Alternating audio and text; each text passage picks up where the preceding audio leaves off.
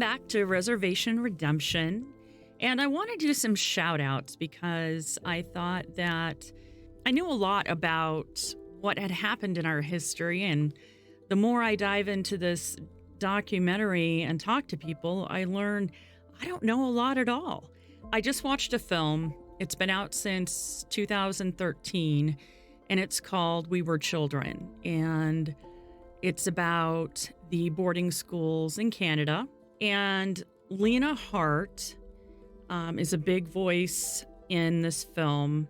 And her character, which is herself as a little girl, they couldn't have picked a better child to play her in the reenactment because she was adorable, and it just made it so much more heartbreaking. She was 4 years old when she entered this school, and the things that happened to these kids, you just can't believe they're real, and that this had been happening for years. These schools opened in the late 1800s, and the last one opened in 1969. That's not so long ago. So how many, poor damaged kids do we have walking around out there that have had to overcome so much from the beginning, and a lot of them not believed when they did bring it up. Like Glenn says in this film, he tried to tell his auntie and she didn't believe him because these were priests. These were men of God, men of the cloth. And, why would you not believe them? Of course, you have to be making this up. You're a kid.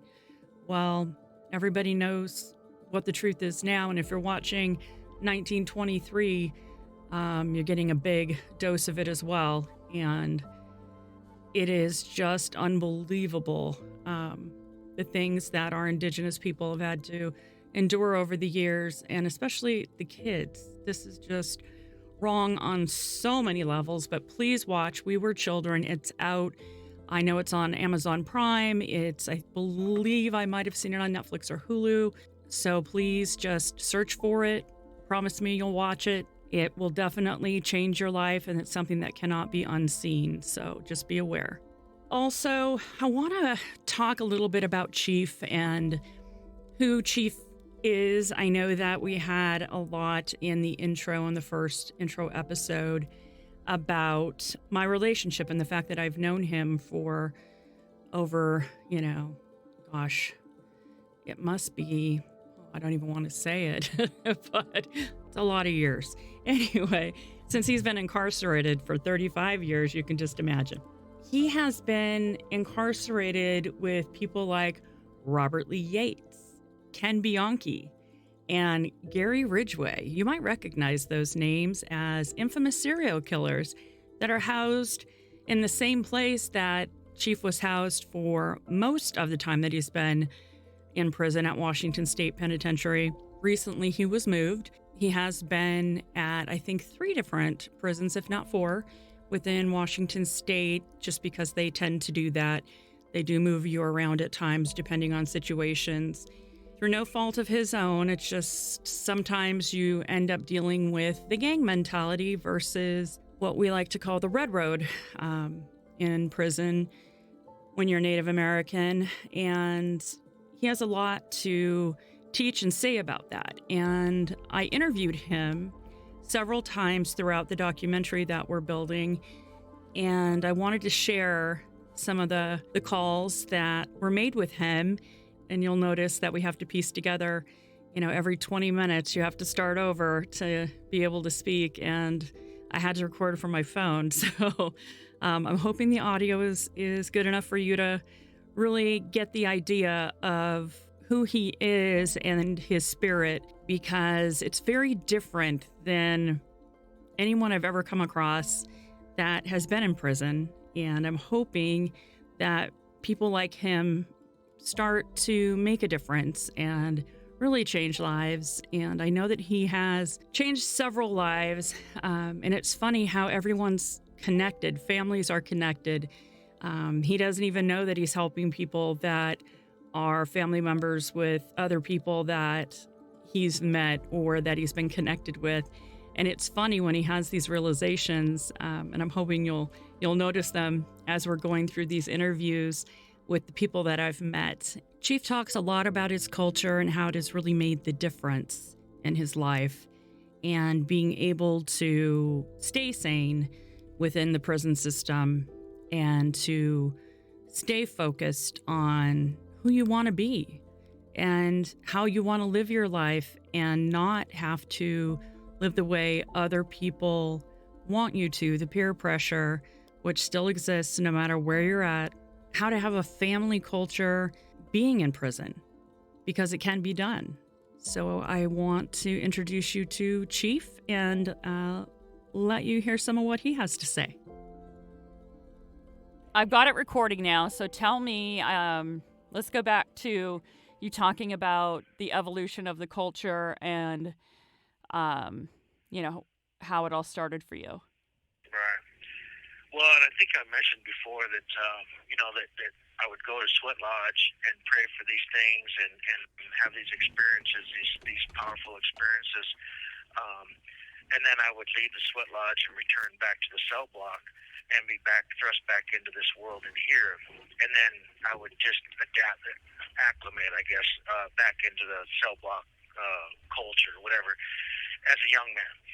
And I had a real conflict with that, because nothing in these places like that is positive, right? It's a negative, everything, is a pretty negative deal. And so it really bothered me that I was doing that. And so when, so I was battling with that inner fight, I guess, inner struggle. And then Francis, he came along, and it's really funny how we met too, because up to that point we had other Native American sponsors, and they did nothing. They didn't give us no guidance, and everybody knew to respect the Sweat Lodge and the ceremonies, but we didn't have a vast knowledge of beyond that. You know what I mean? And so basically how you walk each day of your life, and how you talk, and what your focus is, and who things of that nature. And so when Francis came along, it was so funny, because when he came up here, he first meets with the chaplain, and the chaplain said, "Well, look, you need to go to 8 Wing, which is a cell block inside the walls at the penitentiary here." He says, "You need to go meet Chief." He says he's one of the leaders around here. He's been around here a while, and he's someone you need to talk to. So they called me down. It's funny, because they called me out of my cell, and they said to report down to the officer station. And now you just usually means you're in trouble, right? So I go down there, and I got my guard up. My defenses are up. And so the guard says, "Hey, there's an Indian guy in the day room that wants to talk to you." And I'm like, "Me?" He said, "Yeah." And I looked in there, and I didn't recognize him, There's this Indian guy in there. And so I go in there, and I said, "You want to see me?" And he said, "Oh, yeah." And so he said, "Hey, my name's Francis, and I'm the new Native American sponsor." So now instantly I've got a bad taste in my mouth, because of our sponsors previously have been just people that got a paycheck. That's all they did. And I'm not here nor there. And I'm not saying nothing bad. It's just they weren't helpful is all.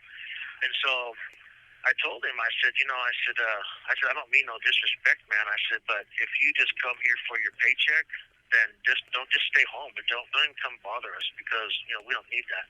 We need somebody that can give us the guidance that is needed. And I said, I'm just being honest with you. And that's exactly almost verbatim what I told him. You have 60 seconds remaining. And so that's what I said to him. And I still I don't reflect on it as much anymore, because that was almost 30 years ago. And I just still, but he handled that with such dignity that I was in awe of it. He didn't get defensive or nothing. He understood what I was saying, and the rest is history. I mean, he came in, and it wasn't so much what he taught as it was how he carried himself and how he cared about us. That's what drew all of us to him, and that we admired him, that we instantly respected him. And then as we learned from him through the medicine, the teachings of medicines, and it wasn't like, hey, he sat down and did a seminar. It wasn't like that. He just walked his talk. And that was what was really powerful for us. And so I drew to that like a moth to a flame. I mean, it was just incredible. And so he would come see me a lot. and we would have long talks, because he's plateaued too, which is what my tribe, and so he really taught me a lot about our ceremonies, our songs, the things that are important to my people's culture, and that I didn't have the knowledge of. And so with that experience or influence or whatever you want to call it, it really helped me to strive to be that and strive to understand it more. And so that was really, I would say, that's when the momentum really picked up for me. And I really learned to walk the way that he walked in life. Interesting. And that's what I wanted. I wanted to be who this man was, is what I wanted to be in my life. You know what I mean? Yep. And so it took me, it wasn't overnight. It was a progression. And because it's hard in here because you're dealing with negativity every moment of every minute of every day. And so it's hard to be focused on your spiritual, cultural life when you don't have like-minded people around you. You know what I'm saying? And so it was a real struggle. But finally, after a couple of years or so, it really seated strong in me. And I was probably about 25, 26 is when it started seeding in on me and really taking root. And that was, I don't know, like I say, probably 20-something, 25, whatever years ago. And it really, it's just been just an amazing walk since. But it didn't happen overnight, and it's still happening. It never ends. It's a continuous evolution of your growth. And when you start to understand where the culture comes from and how it influenced and how it still influences today, how it's a beacon for you to walk in your life, then you feel better about who you are. And it doesn't matter what you did or didn't do previously to understanding the knowledge that you gained through the culture. And for me, it's been a continuous evolution, and it will be. And it's something that all of our elders say is that you always continue to grow and learn every day of your life up until the day that you pass over. And I see that for what it is today. I acknowledge that and I understand that. And we all come from a lot of people come from really tough backgrounds, whether it be neglect or abuse or addiction or whatever it may be. But the thing about the culture is that in the spiritual ways of your life, it helps heal that. It helps say, look, it's okay. You can't change that. It's what matters is who you are and how you grow and how you evolve. And that's what matters. It's not about nothing else but you, your center. And I spoke to that earlier about your center. And when you can come back to that center and remind yourself of who you are and deep inside your heart, then you learn to heal the traumas in your life. And you don't ever forget them, don't get me wrong, but you learn to not let them be an influence or a factor in your decision making or in your attitude or in your persona in your life. Right. And I think that that's really what it's about. And so, I don't know, I really share that with anybody and everybody that will listen to me. Doesn't matter if they're Indian or not. This is the story I tell about that. About it's within your power to evolve in your life and to be who you need to be. And you have to stop and look within to begin that process, if that makes sense. Absolutely. So out of all of the people inside that you come in contact with, how many do you think have changed their path for the positive? I would say that the number's small because it's so hard to stand on that platform and walk that road because of this environment. But what I do see is I see a large number of people that want it. That's what I see. It's huge. And they just don't know how to navigate. They don't know how to begin the process. And the other thing is they do not know how to not let opinions of others of them affect their daily walk in life in here. That's the hardest thing. You've got to get a thicker skin, and you've got to not care. Because in here, that's all there is. You know, people, oh, he does this or he doesn't do that or whatever, right? I mean, it's just this. It's like being in junior high almost, but on a more serious level. Right. You know. Yeah. So it definitely is something where, popularity or control, and being worried about those that they feel are in control and what they think of them. And so that can really change their focus instead of just focusing on themselves and what they need to do to walk the right path. Very true. And yeah, it is exactly what it's like. But what I've experienced is that the people that will talk to me, because people come to me, I don't go to them. They come to me, and they'll start talking about something about that. And mostly because of how I carry myself, how I walk each day. I'm the same guy every day, and I treat everybody. It doesn't matter, white, black, Hispanic. It doesn't matter what you are. I treat everybody with respect, And I always tell everybody, they'll say, "Well, why did you do this, or why do you talk to that guy, or whatever it may be, right? They don't like him because of this reason or that reason or whatever." And what I always say, my answer is this, which is an answer Francis gave me. He doesn't even probably remember it, but like 20-something years ago. He said, "Chief," he says, it was about judgment is what it was about. And he said to me, he said, "I treat people the way I treat them, and I respect people the way I respect them because of who I am, not because of who they are." And that really resonated with me. I thought that was a powerful statement. You know what I mean? Like who you have to be in your life to be able to do that. You know what I mean? Yes. And so I have done that for many years now, and that's who I am. I just, if you can't respect yourself, that's all right. I got you, man. I'll give you some respect. As a human being, as that you exist, you have a life in you. You know what I mean? Like that. Yeah. That is powerful. Yes. And to me, that's the factor that gets. And what comes from that is respect from other people because of that action. And that's just a part of the culture. It's a part of the teachings, man. Because our tradition, our culture, is about respecting all life, not just the ones that you like and that you admire, but to respect all life. And I think that that's something that people aren't in tune with today in this world, whether it be in here or out there. Understanding the magnitude of that statement, of that moral or value or whatever you want to call it. Right. I think that's the big deal. That is a great way to live, for sure. Well, I think so. Yeah, absolutely. Yeah. So it's been working. Yeah. So in the time that you've been in there, how many of the people that you've known and that you've counseled have been released?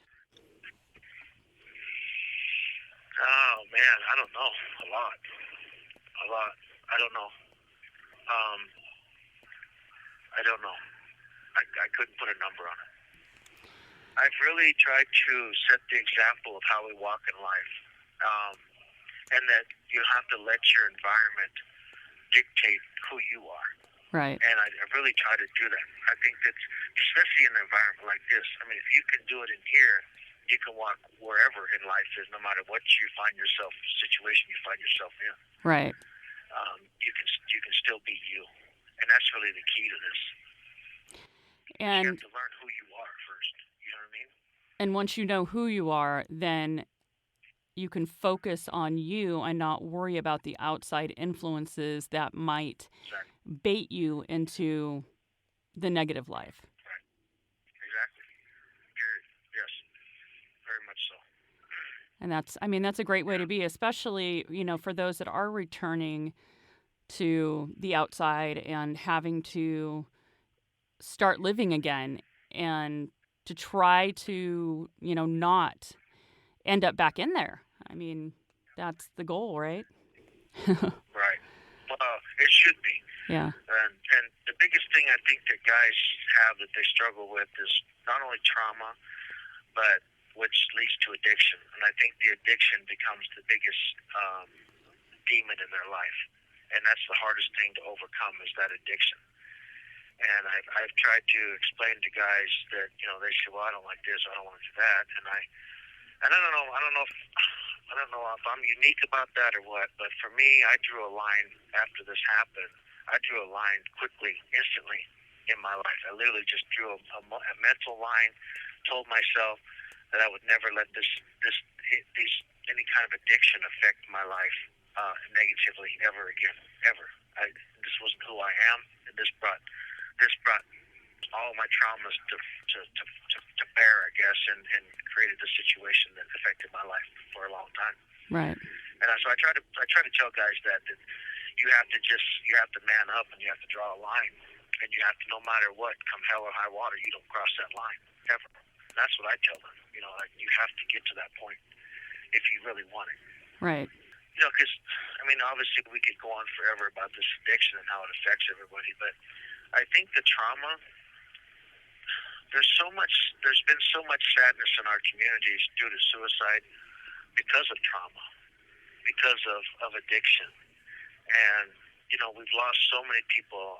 I've had people in my family have committed suicide. I know a lot of people that I'm close to that have committed suicide. And it's such a terrible thing that happens in our Native American communities and reservations, and it's really bothersome. Me and Francis have talked extensively over the years.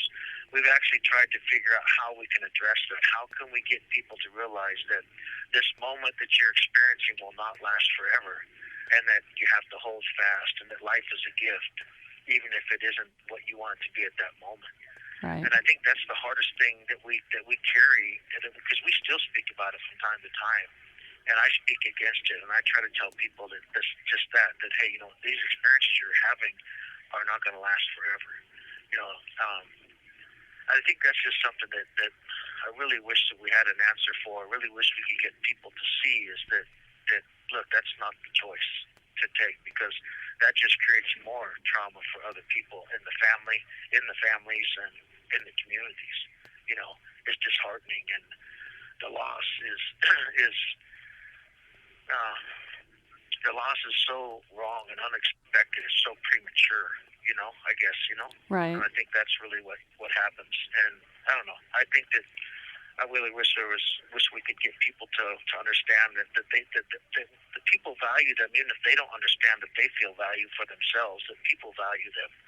And just knowing that they're in this world, even if they are struggling, is still strength is drawn from that, from their family, that, hey, my son or my nephew or my niece or my daughter or whatever is still here, even if she's not living a good life or he's not living a good life, he's still here. And people, they have that hope, and once they make that decision for suicide, then that hope is gone and that power is gone that their family experiences, knowing they're in this world. Right. If that makes any sense. Yep. Yeah. Absolutely. And I know it's so much homelessness, and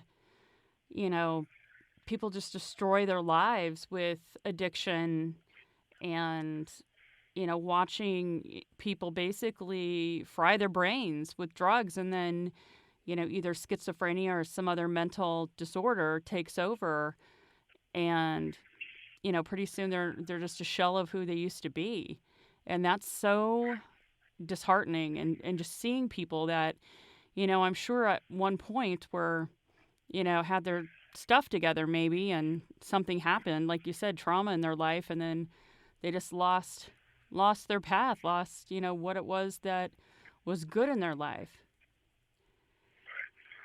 No, very true. And I think that through our culture and through a spiritual walk in your life, that you learn coping skills, because you learn who you are. And when you can get to that point, then you can adapt to whatever's going on around you, and you learn these coping skills. And look, we are born with. We're born with them, but we have to learn about them from ourselves through our experiences. But if you have nothing but negative addiction a lot of our families have addictions, and if you live in that alcoholic family and stuff, then you feel like there's no hope, that there's nowhere to go. And I think that just wish that folks could understand that there is places, there is people, and that people care, but they just don't know it at that moment in time. Right. It's just tough, man. It really is. Yeah, it's hard to watch for sure, especially when you can't help someone. They have to decide to help themselves, and that's what it really comes down to. And I think, and it depends on obviously the age of the individual and what they're experiencing in their life. Really, I don't think you can just put them all in one basket, right? I think everybody's individual, and they all have their own individual struggles and troubles and things that are going on in their life that you can't. So there's not just a fix-all for everybody. It's not just one answer. Right. You know what I mean? There's different answers. There's different resolutions. There's different examples of how you can get through these situations that you're going through. Right. That's what we need. Yeah. For sure. It's tough, right? It is, and you would pretty much say everybody in there is in there because of those types of issues. Oh, for sure. Yeah, for sure. Now, I would say probably 95% of them are here because of that. Yeah. Right. I was going to ask you, one of the, I don't know if you've heard the story of the Hillside Stranglers, Right. but Kenneth Bianchi, I believe, Right. is there at Walla Walla with you. Right. He's in protective custody. Yeah, Has because been since he came in. okay, Yeah. because he's a serial killer, a bad one. Yeah. Yep. Yeah, they won't let him. There's all of the notorious guys are away from the main population just because of that. Because of their crimes and stuff. Yeah. How many of them are in there that are like that? Do you know who's in there? I know Gary Ridgway, the Green River Killers here. They got him put away over here, away from everybody. There's a Yates out of Spokane. I forget what his first name is. He's a serial killer. He actually used to work down here. You have 60 seconds remaining. Oh, wow. Then Kevin Bianchi, then Kevin Coe was here, but I hear he got out. I don't know if it's true or not, but I don't track them guys at all. So when you say he got out, he just moved to a different prison? He didn't get out. I'm not sure. Honestly, I don't know. Like I said, I really don't know. I can't even speak on it because I don't know exactly Gotcha. what it is. Right. That's wild. It makes you look like a choir boy. Yep. If you want to talk tomorrow, if there's anything else you think of, we can roll again tomorrow. Okay. Okay. Okay. Have a good day. You too. Bye. Okay, bye. Thanks for tuning in, and if you like what you hear, please subscribe and hit the bell so you're notified when we upload our next episode. Check out our website at reservationredemption.com, and if you have any inquiries or want to discuss your native journey, send me an email at reservationredemption@untamedriver.com. Please definitely include any stories if you have missing members of your family. We definitely want to help. Follow us on Twitter, Res Podcast, so that's at REZPODCAST. Facebook, Res Redemption with REZ Redemption. And an IG, it's just Reservation Redemption. Thanks so much again for listening in, and we hope to have you hanging out with us next time.